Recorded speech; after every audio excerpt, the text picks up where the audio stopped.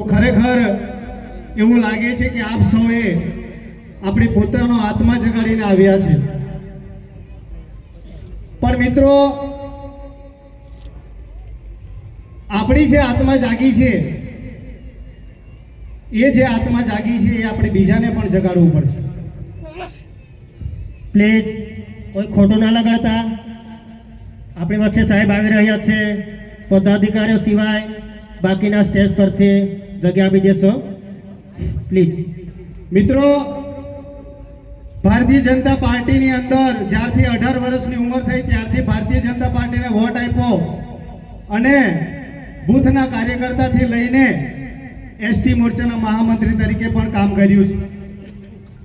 પણ જ્યારથી ચૈતરભાઈ વસાવા જેવા ધારાસભ્ય આપણા સમાજમાં આવ્યા ને ત્યારથી ખબર પડી કે આપણે જે ચાલીએ છીએ ઊંધી ગતિએ ચાલીએ છીએ। કારણ બીજેપીના નેતાઓ, મંત્રી લેવલ સુધીના નેતાઓ આપણા તાલુકામાં, આપણા વિસ્તારમાં આવીને મોટી મોટી સભાઓ કરે છે। તો આટલા આદિવાસી વિસ્તારની અંદર આટલી મોટી સમસ્યાઓ છે તો બધાને ચૈતર વસાવા દેખાય છે। મંચ પરથી કેમ તમારે ચૈતર વસાવાનું નામ લેવું પડે છે? તમારી સત્તા છે, તંત્ર તમારું છે, આદિવાસી સમાજની અંદર, વિસ્તારની અંદર એવું કામ કરી બતાવો કે આ જેટલા પણ અમે અહીંયા ઊભા થયા છે ને કોઈની તાકાત શું હોય, પણ નિષ્ફળ છે એ લોકો અને નિષ્ફળતા બતાવે ચૈતરભાઈ વસાવાની। ગીતાબેનનો પણ સ્ટેટમેન્ટ અમે સાંભળ્યું છે, ક્યારે એવું કીધું છે કે મારા ખેડૂત મિત્રોને કપાસના ભાવ કેમ ઓછા મળે છે? લોકો બજારમાં જ્યારે કપાસ વેચી દે છે ત્યારે અમારે નસવાડીની અંદર એપીએમસી માર્કેટ ખરીદી ચાલુ કરે છે। આ તમારી વ્યવસ્થા છે। શિક્ષણ કાર્ય એટલું બધું ભંગાર છે આપણું। સાહેબે હમણાં વાત કરી કે પહેલા ધોરણમાં બાળક જાય, આવડે કે ના આવડે, ચલો પાસ, બીજામાં જાઓ, ત્રીજામાં જાઓ, ચોથામાં જાઓ, અને પછી 10મામાં જઈને ફેલ થાય અને ફેલ થયેલું બાળક કવાંટ મોરબી, કપરાલી, ગાડિયાધાર,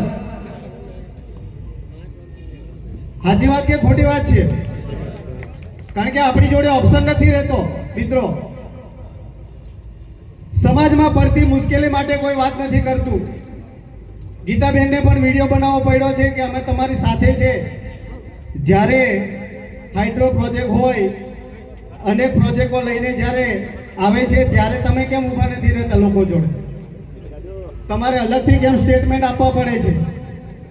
ત્યારે લોકો વચ્ચે આવો અને જે લોકો સર્વે કરે છે એમને કહો કે અમારા વિસ્તારના લોકોને તકલીફ નહીં પડવું જોઈએ। અને એક તો અમારા ખબર નહીં એને કોણે 108 નામ આવેલું છે, પણ 108 કહે છે, દરેક સભાની અંદર બૂમો પાડે છે। આપણે એવું કહીએ છીએ કે સાહેબ અમારા વિસ્તારની અંદર બાળકોને ભણવા માટે શિક્ષણ નથી, ત્યારે ધારાસભ્ય કહે છે ડંકાની ચોટ પર અમે રોડ બનાવ્યા છે। આપણે એવું કહીએ છીએ કે આરોગ્ય માટે અમારી જોડે દવાખાના નથી, તો એવું કહે છે કે અમે પુલિયા બનાવ્યા છે। મિત્રો, ખરેખર આપણે વિચાર કરો કે આપણને રોડ, રસ્તા અને પુલિયા સિવાય પણ બીજી જરૂર છે કે નહીં? તમે તમારી આત્માને પૂછો અને તમારી પ્રાથમિક શાળામાં જાઓ અને જાણો કે તમારા બાળકોને અત્યારે જે શિક્ષણ મળી રહ્યું છે એ યોગ્ય છે કે નથી યોગ્ય? કરોડોના ખર્ચે બધા દવાખાના બનાવ્યા છે। અમુક ગામડામાં ઘણા બધા દવાખાના બનાવ્યા છે, પણ એ દવાખાના બધા અત્યારે ધૂળ ખાય છે। આજે ખાલી એક નસવાડી તાલુકો હોય કે કવાંટ તાલુકો હોય, પાવીજતપુર હોય, ખાલી એક આંગળી ફ્રેક્ચર થાય ને મિત્રો તો પણ તાલુકો છોડીને આંગળી ફ્રેક્ચરને બનાવવા માટે જવું પડે છે। છે આપણા તાલુકામાં એવી વ્યવસ્થા? ખરેખર અમે ચૈતરભાઈ વસાવા હોય, ગોપાલભાઈ ઇટાલિયા હોય, આ બધાની પ્રેરણા લઈને અમારી આત્મા જગાડી છે અને બીજેપી છોડીને આમ આદમી પાર્ટી સાથે આવ્યા છે। તો આપણે પણ ઘરે જઈને બધાની આત્મા જગાડવું પડશે અને આપણી જોડે કોણ રાજનીતિ કરી રહ્યું છે એ મિત્રો આપણે બધાને કહેવું પડશે. કારણ કે આ લોકો વિકાસની વાતો નથી કરતા, વિનાશની તમામ વાતો કરે છે. અને લોકોને એવું જાહેર કરે છે કે આમ આદમી પાર્ટીમાંથી આટલા જોડ્યા. અરે ભાઈ, આમ આદમી પાર્ટીમાં નતા, બધા બીજેપી કોંગ્રેસના જ હતા જે આમ આદમી પાર્ટીમાં જોડાયા છે. મિત્રો, હિંમત કરીને આપ સૌ આટલા બધા આવ્યા છો અને આયોજકોનો પણ ધન્યવાદ કે જે મને વારી વાત મૂકવાનો પણ